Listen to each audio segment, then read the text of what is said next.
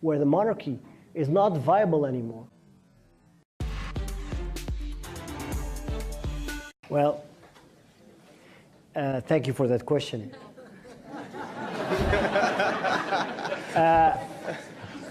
I think I said my views on the Moroccan monarchy over the record very clear. In fact, so clear that I've been, in a sense, forced to take a little distance from my own country because of it.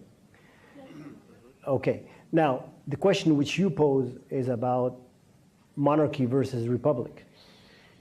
I happen to think, in the conjuncture of today, may not be the case tomorrow, that the easiest path for Morocco to have a democracy, to be able to build a democracy, is with the monarchical institution, with a constitutional monarchy. It may not be the case tomorrow, but today. Now, monarchies are not exceptions, they're not divine, they're human constructions.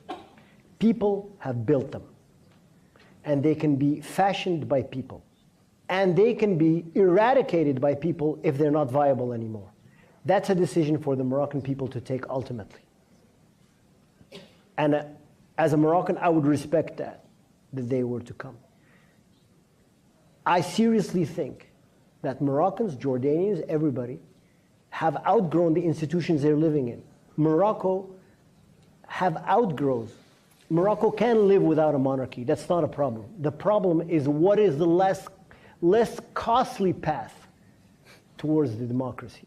I happen to think, in the context of today, still reforming the monarchy is the easiest path, is the less costly path to... You still believe it's reformable now? I think the system is not reformable. I think the system has a lot of problems, cannot be reformed easily, but it won't happen overnight, and it needs a lot of pressure. It needs a process of imposition. And the forces that are present today, forces in civil society and forces outside of the political system, are the forces that are going to bring about change, not the forces inside the political game. Because those that are inside the political game are essentially about cooptation, about government portfolios, about the privileges of power, about the economic perks, and not about change. And I've said that before. And let me just say this. If a time comes when it becomes abundantly clear, and it could become abundantly clear, like in Iran, where the monarchy is not viable anymore, out of decency and out of respect to Moroccans, I think I should be the last one to theorize about that. Out of respect, not just to my family, out of respect to Moroccans, I will be the last one theorizing, well, this is how a republic should look. Moroccans are adults, they're seeking to be citizens, to be empowered, and ultimately it's their decision under what regime they want to be built. And if the monarchy cannot reform itself, and if the monarchy is faced with such a catastrophic perspective, well, what can I say?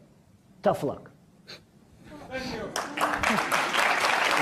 I can't be more explicit.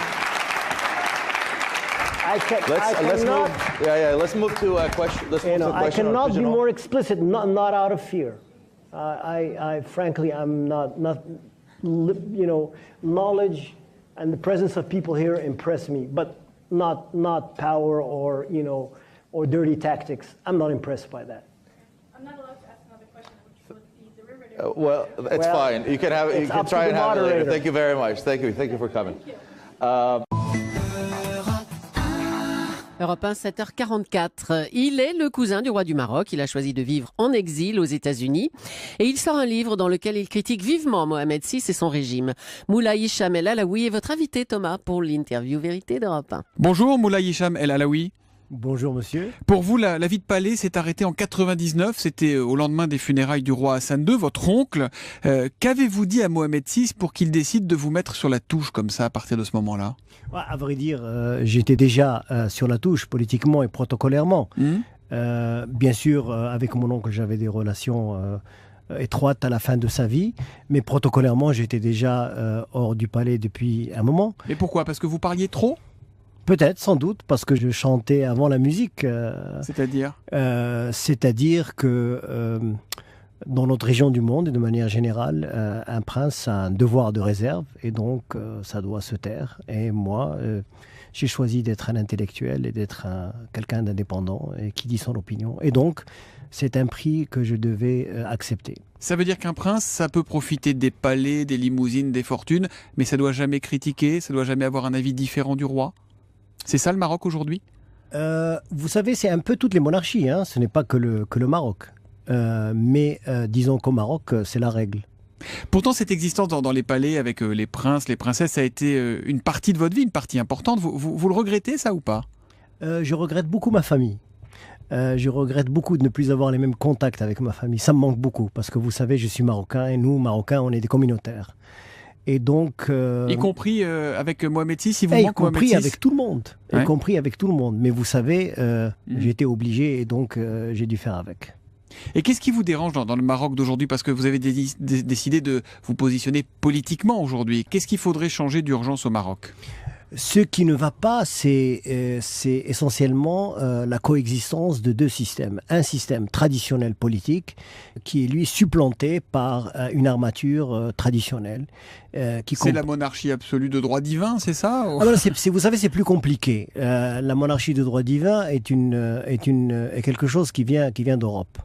Nous avons à la fois la monarchie de droit divin, mais aussi le despotisme oriental qui ont fusionné en un et qui coexistent à côté d'institutions qui aspirent à la démocratie. Qui perd dans ce système ? C'est le monarque ou c'est la démocratie au Maroc aujourd'hui ? Qui perd, si vous voulez mon avis, c'est le Maroc qui perd, c'est les Marocains qui perdent et c'est la monarchie qui perd.